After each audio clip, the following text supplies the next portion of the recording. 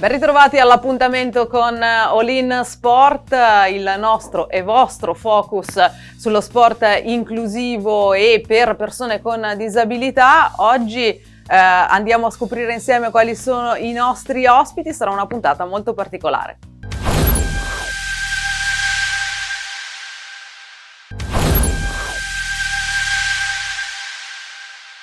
Allora, gli ospiti di questa giornata li accogliamo nel nostro studio qui alla Trattoria Il Calmiere in piazza San Zeno a Verona. Ben arrivata Tania Busetto, proprietaria dell'FC Spinea Calcio. Buongiorno, grazie per l'invito e buongiorno a tutti i telespettatori. E ben arrivato, hai fatto un po' meno strada, Stefano Panini, presidente del Verona Volley, ma non solo. Sì, ciao a tutti. Sì, ho fatto meno strada perché insomma sono radicato qui sul territorio, però avevo un piacere insomma di parlare di tutto quello che seguiamo. Allora, territorio, inclusione, calcio che ha una vocazione particolare. In questa avventura, Tania, che tu e tuo marito insieme a vostro figlio Christian avete preso in mano con uno slancio bellissimo, ma lo faccio raccontare a te perché qui è proprio inclusione a 360 gradi. Sì, allora noi abbiamo acquisito le quote di FC Spinea dell'Academy da neanche un mese, da appena un mese. La nostra prima squadra milita in D e ci teniamo tanto alla categoria, ma non è stato questo che ci ha lusingato nell'acquisire le quote, ma un desiderio che già ce l'avevamo da diverso tempo, ma che FC non era nostra e quindi non potevamo realizzarlo. È quello di rendere FC un ambiente completamente inclusivo, cioè tutti quanti sotto la stessa bandiera, quindi vogliamo aprirci al femminile e vogliamo aprirci alla disabilità. E quando parlo di disabilità non mi riferisco solo alla disabilità intellettiva relazionale, e quindi perché tanti possono pensare a questo, visto che mio figlio più grande, appunto Christian, è affetto da sindrome autistica, ma in realtà io mi vorrei aprire a tutte le disabilità che adesso in forza del protocollo d'intesa tra FIGC e CIP entreranno all'interno della federazione, quindi cerebrolesi amputati anche e ciechi ipovedenti, oltre ai disabili intellettivi relazionali. Purtroppo nel nostro territorio ci sono delle realtà frammentarie, cioè chi si occupa di disabilità, chi di maschile, chi di femminile. Noi in realtà vogliamo creare un unico polo dove ci sia effettivamente una condivisione di spazi e opportunità formative. Non voglio che le persone siano lì parcheggiate, ma che imparino lì a fare calcio. La cosa che mi è piaciuta è che hai detto subito, hai parlato di femminile, prima di parlare di disabilità e di altro, perché ancora insomma c'è un po' di difficoltà nel capire, nell'aprirsi, soprattutto in ambito calcistico, anche al fatto insomma che si può fare squadra, si può essere società e famiglia sportiva in senso allargato, e in questo senso insomma siete entrambi avvocati, tu ti sei spesa anche personalmente proprio sui temi della violenza contro le donne, sull'antibullismo. Diciamo che è un tuo impegno comunque personale che riguarda sia la parte professionale che la parte prettamente sportiva, no? Sì, esatto, ormai sono da anni che sono impegnata nel sociale e con i Lions, quest'anno sono presidente per quest'anno sociale del Lions di Spinea, piuttosto che sono presidente di Fuori la Voce, che tratta i temi della violenza di genere e del bullismo giovanile. Io credo che, e nonché segretaria nazionale di AIAC Onlus, l'Associazione Italiana degli Allenatori di Calcio, il braccio armato della Onlus che tratta il sociale. Ognuno di noi deve mettere il proprio contributo per il sociale, che sia un contributo economico piuttosto che un contributo di professionalità, competenza, tempo. Ognuno di noi deve fare qualcosa, deve tirarsi sulle maniche, perché siamo tutti parte di un tutto. Stefano, tu sei presidente, appunto abbiamo detto, di Verona Volley, ma sei anche referente legale per tante altre società del territorio veronese. Ritrovi quello che dice Tania, perlomeno come necessità, come vocazione di condivisione anche, no? Assolutamente, io credo che chi lavora, diciamo, in ambito sportivo deve avere una massima attenzione a questi temi che sono assolutamente delicati, vanno trattati con molta attenzione e anche, devo dire, professionalità, quindi spesso il brutto di queste situazioni che ci se ne parla tra persone che magari hanno, come magari la collega, una certa situazione alle spalle. Questo è un peccato, che siano delle persone che sono toccate direttamente che debbano portare alla luce questi problemi. Io credo che tutte le società sportive devono, come dicevo prima, avere una particolare sensibilità a questi temi, perché sono temi tra l'altro molto, molto più diffusi di quello che si pensi, e l'obiettivo, quello principale, insomma, questo parlo anche in un ambito, diciamo, come Verona Volley, dove magari ho una incidenza, diciamo, più diretta rispetto ad altre forme di collaborazione che ho dal punto di vista professionale. Siamo molto attenti a questo, abbiamo delle iniziative, diciamo, in essere con altre realtà che trattano appunto il tema della disabilità, anche a livello importante, anche insomma, paralimpico e quant'altro, e quindi l'obiettivo di ognuno di noi che lavora in ambito sportivo è quello sì di portare avanti chiaramente le realtà primarie, ma di fare massima attenzione sia a quello che si diceva in ambito della tutela, ad esempio, del femminile, perché anche questo, diciamo, è un ambito sportivo che va particolarmente, diciamo, tutelato, insomma, adeguato, e anche a tutto il mondo, diciamo, delle disabilità, perché è giusto che comunque i ragazzi si avvicinino allo sport, che abbiano tutte le possibilità degli altri, quindi il fatto di potersi avvicinare, ed è bello vedere questa vicinanza anche del mondo dello sport professionistico generalmente a queste realtà, e soprattutto che non se ne parli solo quando ci sono, ad esempio, il momento delle Paralimpiadi, dove tutti un po' si fanno belli di questa situazione, poi si cade, diciamo, nel dimenticatoio, se ne riparla alle prossime Paralimpiadi. Questo credo che sia il compito di tutti noi che lavoriamo in ambito sportivo, di sostenere queste tematiche, e per quanto riguarda, diciamo, nel mio piccolo, pur non avendo, diciamo, una diretta, diciamo, incidenza come magari la collega, abbiamo molta attenzione su questo, e anzi ben venga tutto il tipo di iniziative sul quale si può promuovere questo tipo di attività. Torniamo a parlarne tra poco, è il momento però del primo servizio di Alberto Cristani. Voi sapete che poi vi ingaggerò, perché dobbiamo fare causa ad Alberto, che se ne va in giro per il nostro bellissimo territorio veneto a conoscere tante belle realtà. Mi lascia qui in studio, si può fare? Assumo il mandato a titolo gratuito. Grandissimo. Il servizio di Alberto Cristani. Ciao Daniela, siamo nella palestra del CUS Padova. Alle nostre spalle potete vedere la formazione di basket in carrozzina, allenata da Fabio Castellucci, il capitano Chiara Coltri. Abbiamo intervistato loro due, che ci hanno raccontato delle cose interessanti, non solo sotto il punto di vista sportivo. Chiara, il basket è uno sport che tu non avevi mai considerato prima dell'incidente.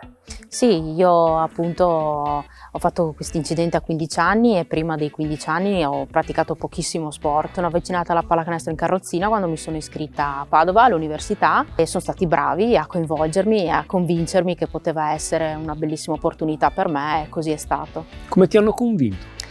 Venendomi a prendere fisicamente a casa, quindi mi hanno trascinata in palestra e ho provato una carrozzina da basket e mi sembrava difficilissimo spostarmi su una carrozzina da basket, e il canestro ovviamente mi sembrava altissimo e impossibile da raggiungere, e poi però ho capito, a forza di allenamenti e poi stare anche all'interno di un gruppo mi piaceva tantissimo, e stare con loro era come stare con degli amici, e poi mi sono appassionata, come dico io, prima alla squadra e poi invece al gioco, alla pallacanestro. Una squadra inclusiva a 360 gradi. Noi militiamo nel campionato di Serie B, e quindi abbiamo la possibilità di far giocare anche ragazzi normodotati, appunto senza alcuna disabilità, e la cosa bella del basket in carrozzina è che si gioca maschi e femmine insieme. Bella da un certo punto di vista, meno bella da un'altra, perché purtroppo in Italia non ci sono abbastanza donne che giocano a basket in carrozzina, non ce ne sono tantissime,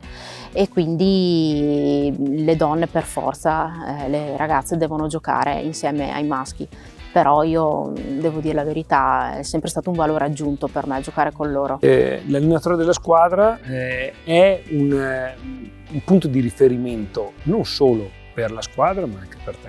Sì, io ho conosciuto Fabio ormai quasi 10 anni fa, lui faceva parte dello staff della nazionale, io al tempo giocavo appunto nella nazionale, come gioco tuttora, e all'interno dei raduni insomma siamo conosciuti meglio e ad oggi appunto è il mio compagno. Lui si è trasferito a Padova e da 3 anni allena questa squadra, quindi siamo riusciti insomma a trovare il giusto equilibrio. Giusto equilibrio anche quando si parla di basket a casa. Cioè... Dinamiche di spogliatoio fino a un certo punto, e sulle dinamiche del gioco invece sì, tanto insomma in casa si parla sempre di basket, ovviamente è la nostra più grande passione sia mia che sua, quindi questo ci lega tantissimo, ecco, e siamo anche fortunati perché ovviamente sappiamo che cosa vuol dire far parte del mondo sportivo, che cosa implica allenamenti, partite, raduni, quindi è impegnativo, ma insomma è la nostra vita e siamo contenti di viverla anche all'interno del basket. Una famiglia che ti ha supportato, ti ha anche spinto a proseguire sul discorso basket e sul discorso sportivo. Sì, io vengo da Caprino, veronese, mia famiglia, insomma, i miei genitori, i miei fratelli mi hanno sempre appoggiato in tutte le mie scelte, soprattutto i miei genitori probabilmente avevano paura di lasciarmi andare, però non mi hanno mai fermata, anzi sapevano che era la cosa giusta per me, hanno sempre appoggiato quello che mi faceva stare bene, quindi hanno visto che la pallacanestro è la mia vita, è il mio mondo e sono contentissimi di questo. Quando guardi quel canestro, il primo pensiero che ti passa per la testa? Felicità. Ma la pallacanestro è gioia, è felicità e è la mia vita praticamente. Ci prendiamo solo una piccola pausa, come sempre, tra pochissimo vi aspetto di nuovo qui in studio a All In Sport.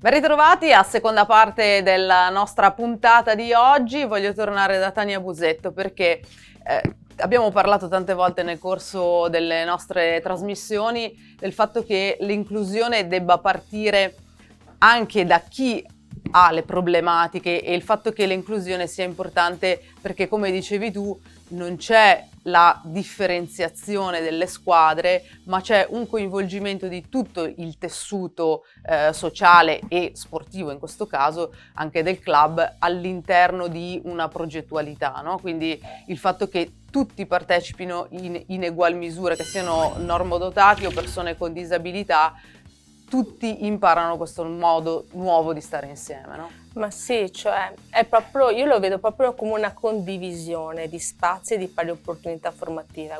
Ti posso riportare la mia esperienza. Io ho 3 figli, Cristian è il più grande e ha 19 anni. Quando era più piccolino che gli volevo far sport, non è stato facile trovare una struttura pronta ad accoglierlo. Chiaro, già in quegli anni là nessuno mi diceva no, non lo prendo, no? Ma mi facevano capire che quello non era il posto adeguato. Per ogni figlio tu genitore devi trovare una chiave di lettura, no? Per tirare fuori il meglio, una pari opportunità formativa, un'occasione di vita. Io con Cristian non l'ho potuto fare, a differenza che con gli altri miei figli avevano la scelta tra fare pallavolo, calcio, nuoto, con Cristian non c'è stato e non è giusto questo, non è giusto e purtroppo la nostra Italia arranca ancora su questo punto. Quindi, se io devo trarre il meglio da un'esperienza, voglio trarre questo, cioè mettere al frutto quello che la vita mi ha insegnato. Grazie, perché lo condividi con noi, mi sono un attimo emozionata, perché effettivamente è molto bello. Stefano, abbiamo detto anche con altri ospiti all'interno di All In Sport del fatto che anche le abilità proprio in campo sportivo, certo io posso venire ad allenarmi, ma se non ho una capacità che mi permetta di andare avanti nel volley, magari scoprirò di avere un'abilità migliore in un altro contesto. Questa è una cosa molto importante e penso che anche nella tua visione trasversale un po' sul territorio veronese tu possa darci testimonianza di questo, no? Sì, io sono assolutamente convinto che lo sport faccia bene a tutti, quindi non tutti quelli che si avvicinano allo sport devono pensare di diventare poi un giorno degli atleti professionisti e quant'altro, quindi ci deve essere appunto la possibilità di accedere all'attività sportiva. E io credo molto anche che i giovani debbano avvicinarsi appunto allo sport, provare tanti sport, perché tante volte gli adulti, quindi i genitori, tendono a spingere il figlio verso uno sport piuttosto che su un altro perché hanno magari quel tipo di passione o quel tipo magari di sogno remoto che si diventi mai lo sportivo di successo, soprattutto mai in ambito calcistico, dove chiaramente magari i guadagni sono diversi rispetto ad altri. Io ecco, su questo non sono d'accordo, perché spesso si vede anche ragazzi che sono o non portati o non sono contenti di praticare quel tipo di disciplina, quindi per me io sono più per la polivalenza, il fatto che uno provi un po' di tutto e dopo vada a scegliere un po' quella che è l'attività che più gli piace, e questo deve essere consentito, come si diceva prima, non solo ai ragazzi normodotati ma anche a quelli con le diverse abilità, e quindi deve essere, soprattutto nel 2022, qualcosa che viene garantito a tutti. Quindi, come dicevo prima, è compito delle società avere queste attenzioni, quindi garantire a tutti che ognuno si trovi al posto giusto, al momento giusto. Tania, parlavi prima anche di protocolli che si stanno studiando, ma insomma dicevi anche siamo un po' indietro, dobbiamo ancora farne di strada, perché dal punto di vista proprio formativo, in senso adaptive, c'è tanta strada da fare. Come diceva il collega prima, non ci si può improvvisare in nulla. Noi società dobbiamo avere, per creare degli atleti, prendere degli atleti preparati, dobbiamo avere degli allenatori, degli istruttori preparati. Quindi, indipendentemente dal tipo di abilità che ha l'atleta. Proprio oggi sono stati licenziati poco più di 50 i primi allenatori di calcio per calciatori e calciatrici con disabilità. L'AIA Conlus a fine anno ha fatto il primo corso per allenatori di calcio per calciatori e calciatrici con disabilità, ci sono stati gli esami appunto come dicevo a fine anno e sono stati licenziati oggi. Chiaro, quando si parla di disabilità si parla di tanto tipo di disabilità, no? Cioè, come dicevo prima, disabilità intellettiva relazionale che abbiamo trattato, ma c'erano i ciechi, i ipovedenti, piuttosto che c'è gli indolesi, gli amputati. Chiaramente poi bisogna affinarsi nel singolo tema della disabilità, che è tanto ampia, perché se per esempio parliamo della disabilità intellettiva relazionale, autistici, Down, se fosse solo l'autismo è una sindrome, tante caratteristiche. L'autismo che ha uno non è l'autismo che ha un altro, quindi bisogna studiare. Vi faccio una domanda magari banale: se nell'attività con le persone con disabilità o insomma, comunque nell'idea di un'inclusione ci vuole un'attenzione legale specifica in più, no? Cioè dire evitare che i genitori facciano causa o cose del genere, no? Ma cioè, devi portare la stessa attenzione che porti per gli altri atleti. Diciamo che spesso e volentieri ti trovi a che fare con atleti che magari abbiano l'amministratore di sostegno e quindi per avere le varie autorizzazioni, in caso di tornei, di kermesse, magari fuori porta, questi a loro volta devono relazionarsi col giudice. Dunque devi considerare un po' la tempistica, che in Italia sappiamo com'è, no? Sempre abbastanza lunga, però per quanto riguarda l'aspetto della responsabilità civile è la stessa degli altri. Chiaro che comunque però tu devi essere preparato, quello è poco ma sicuro. Se sei una persona impreparata, ovviamente parti già col piede sbagliato e quindi esponi di più il fianco. E questo torniamo al discorso di prima dell'importanza proprio della preparazione specifica, insomma dovrebbe essere in realtà per ogni aspetto dello sport, ma in questo caso A maggior ragione in questo settore dove l'improvvisazione chiaramente sarebbe ulteriormente deleteria. ci prendiamo una piccola pausa, torniamo in esterna con Alberto Crestani e poi di nuovo qui in studio per i saluti finali. Cosa significa allenare una squadra di basket in carrozzina? Allora, allenare una squadra di basket in carrozzina sicuramente è una bellissima esperienza. Per me è un lavoro. Io da svariati anni che appunto ho scelto di lavorare con persone con disabilità, e anche se è stato del tutto casuale, però è davvero, davvero bello. Come riesci a gestire un gruppo composto da maschi e femmine? Beh, bisogna gestirlo un po' come si fa nella vita, no? Quindi ognuno ovviamente ha le sue particolarità, però devo dire che merito anche del gruppo che mi trovo ad allenare, sono veramente facilitato in questo, ho ragazzi veramente, veramente in gamba, e il regolamento, per tornare a quello che è la pallacanestro, ci viene incontro, cioè non esistendo un campionato solamente femminile, per l'appunto le ragazze sono inserite nei campionati maschili e quindi con un piccolo bonus riescono a gareggiare e a competere insomma nei campionati appunto di pallacanestro in carrozzina. I ragazzi attualmente che fanno parte di questa squadra, i ragazzi e ragazze, sono, diciamo, come ti dicevo, di matrice universitaria. Chi non studia più comunque è una persona che riesce a lavorare sempre nell'ambito appunto post universitario. C'è un'impronta molto bella, molto legata ovviamente al percorso universitario. Questo anche grazie all'attenzione che ha avuto l'università appunto nell'investire e permettere a un gruppo di giovani di percorrere proprio appunto questa avventura sportiva nella pallacanestro, che essendo io un allenatore pallacanestro devo dire per forza che è lo sport più bello che c'è. Lo sport paralimpico sta finalmente, come dicevo prima con Chiara, trovando una sua identità ben definita all'interno non solo del panorama sportivo ma all'interno della società. In questi anni tanto è stato fatto, c'è ancora da fare però. Esattamente, c'è ancora tanto da fare, ma va riconosciuto, come hai appena detto, che negli ultimi anni finalmente il movimento paralimpico sta prendendo sempre più spazio grazie anche a livello dei media e dei social, che permettono appunto a tutto il movimento di essere molto fruibile a chiunque. C'è ancora molto da fare, senz'altro, perché comunque si parla ancora di sport dilettantistico, anche se posso fare un esempio, si sente ultimamente, soprattutto i gruppi sportivi militari stanno aprendo anche la possibilità di inserire all'interno dei propri gruppi sportivi atleti con disabilità, e senz'altro permette questo a questi atleti di fare un percorso solamente sportivo e quindi diciamo non dover preoccuparsi di tutto quello che è invece l'aspetto legato alla vita. Insomma, come sappiamo bene, è uno degli scogli che molti atleti nella loro carriera non riescono ovviamente a far combaciare le cose.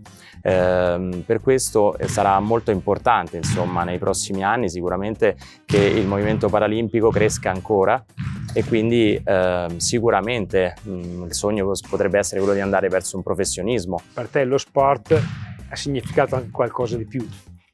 Esatto, hai detto benissimo, per me il basket è stato anche galeotto in amore. Con Chiara ho avuto la fortuna insomma di incontrarla grazie alla pallacanestro svariati anni fa, e quindi insomma nel corso del tempo abbiamo capito insomma che eravamo fatti l'uno per l'altra, e quindi mi ritrovo da 3 anni ad aver raggiunto Chiara qui a Padova, perché io non sono di Padova, sono originario di Alatri in provincia di Frosinone, e quindi insomma la mia scelta ovviamente di seguire lei, di seguire senz'altro ancora la pallacanestro, e sì, insomma è una bella storia.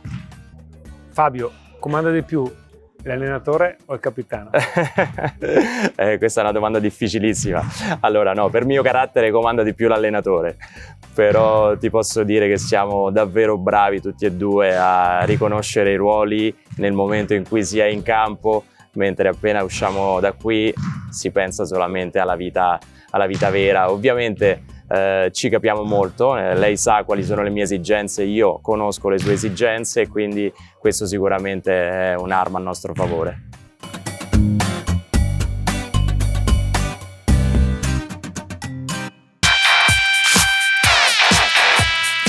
Rieccoci qui in studio, saluti finali per questa puntata di All In Sport. Io ringrazio tantissimo per essere stata con noi e per la testimonianza Tania Busetto. Grazie per l'invito, grazie, siete stati carinissimi. Allora, un enorme in bocca al lupo a te, a tuo marito, alla tua alle tue squadre. Esatto. E tu sai che faremo parte anche noi delle tue squadre. Viva il lupo! Viva il lupo!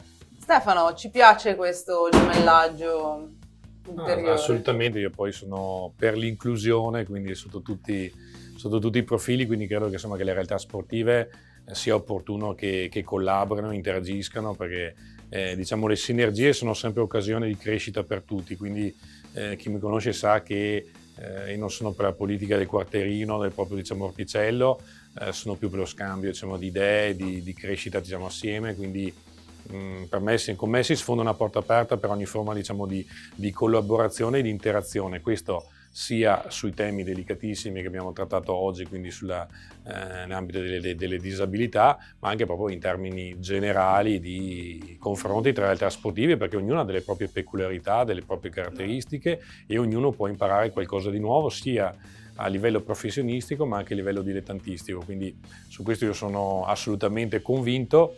So che non tutti la pensano così e forse sono più quelli che la pensano in modo, diciamo, contrario, però insomma io ho questo credo e devo dire che in questa nuova situazione anche legata soprattutto al volley stiamo cercando di portare avanti questo progetto in cui dialoghiamo veramente con tutti, perché riteniamo che sia bello così, corretto così e che possa veramente portare dei maggiori risultati. Quindi io ho assolutamente questo credo, quindi ben venga, insomma, anche con realtà, insomma, di altre discipline, di altre città, perché è un modo insomma, di crescere, avere nuove idee e portare avanti poi il bello dello sport, che è una delle poche cose, diciamo, che ci è rimasta, insomma, ancora pulite, che ci dà soddisfazione e soprattutto anche che ci consente di staccare da tutto quello, insomma, che ci circonda, quindi dai giovani ai chiamo senior per non offendere nessuno, lo sport va praticato, va condiviso, va seguito, quindi tutto quello che porta, diciamo, all'inclusione è assolutamente benvenuto. Vabbè, io avevo l'assist pronto in realtà e non per niente ci siamo trovati qui a fare squadra oggi con All In Sport. Stefano Fanini, presidente Verona Volley. Complimenti intanto ovviamente per la permanenza in Superlega e Grazie. ad Maiora. E la nostra squadra è sempre attiva e aperta e con voi naturalmente ci vediamo la prossima settimana ancora qui a All In Sport.